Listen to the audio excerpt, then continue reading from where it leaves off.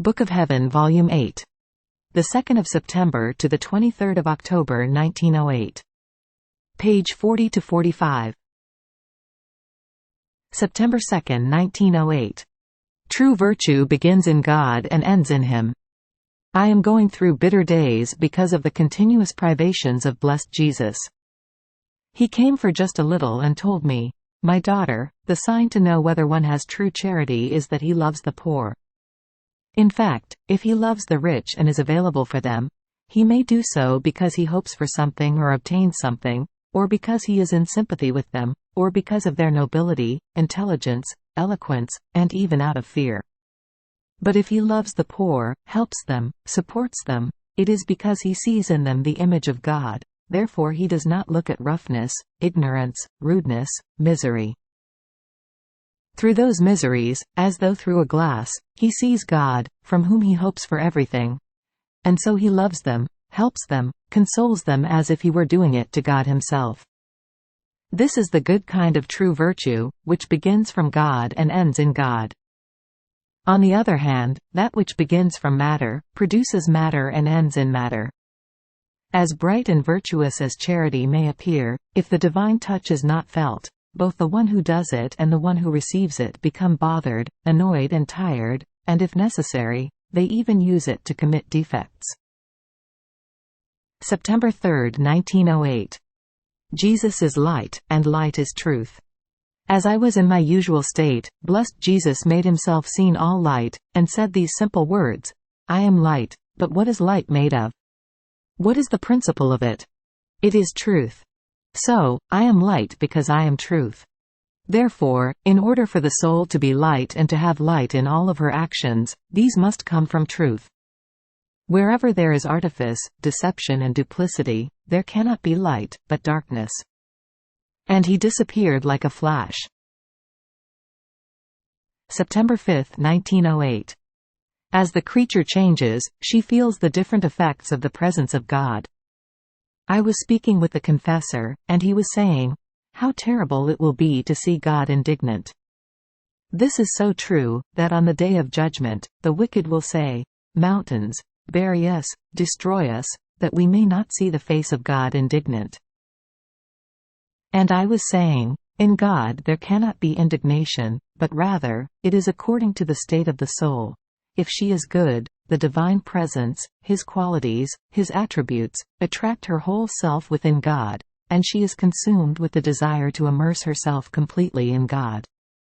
If she is bad, His presence crushes her, drives her away from Him, and in seeing herself rejected and not feeling within her any seed of love toward a God so holy, so beautiful, while she is so ugly and bad, the soul would rather get rid of His presence, if possible even by destroying herself.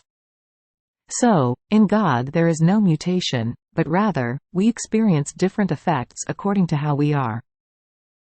Afterwards, I thought to myself, how much nonsense I said. Then, while I was doing the meditation during the day, he came for just a little and told me, "My daughter, it was well said, I do not change, but it is the creature that feels the different effects of my presence, as she changes. In fact, how can one who loves me ever fear, if she feels my whole being flow within her and form her very life? Can she ever fear my sanctity, if she takes part in sanctity itself?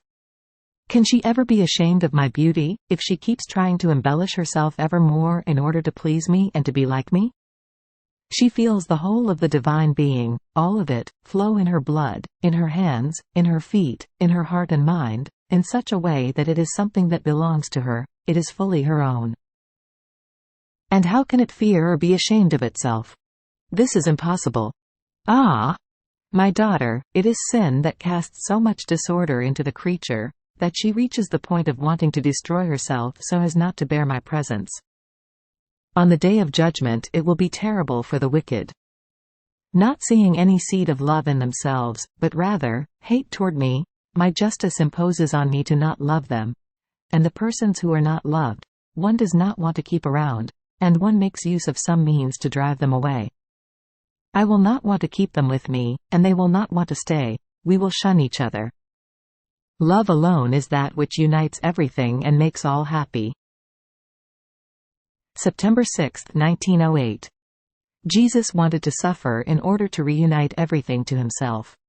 Continuing in my usual state, I was thinking about the mystery of the scourging, and as Jesus came, pressing his hand on my shoulders, I heard him say in my interior, "My daughter, I wanted my flesh to be scattered in pieces, and my blood to be shed from my whole humanity, so as to reunite all of dispersed humanity."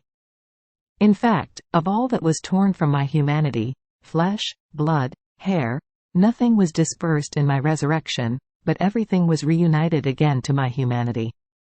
By this, I incorporated all creatures within me.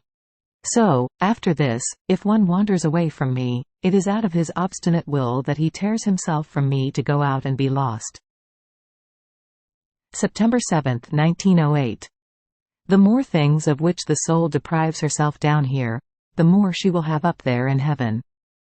As I was in my usual state, blessed Jesus came for just a little and told me, "My daughter, the more things of which the soul deprives herself down here, the more she will have up there in heaven." So, the poorer on earth, the richer in heaven. The more she is deprived of tastes, pleasures, amusements, trips, strolls on earth, the more tastes and pleasures she will have in God. Oh, how she will stroll in the expanse of the heavens, especially in the immeasurable heavens of the attributes of God. In fact, each attribute is one more heaven, one more paradise. And among the blessed, some enter into them as though at the margin of the attributes of God, some walk in the middle of them, some even higher, and the more they walk, the more they taste, enjoy, and amuse themselves. So, one who leaves the earth, takes heaven, be it even in the smallest thing. Therefore, it follows that the more one is despised, the more he is honored, the smaller, the greater, the more submitted, the more dominant, and so with all the rest.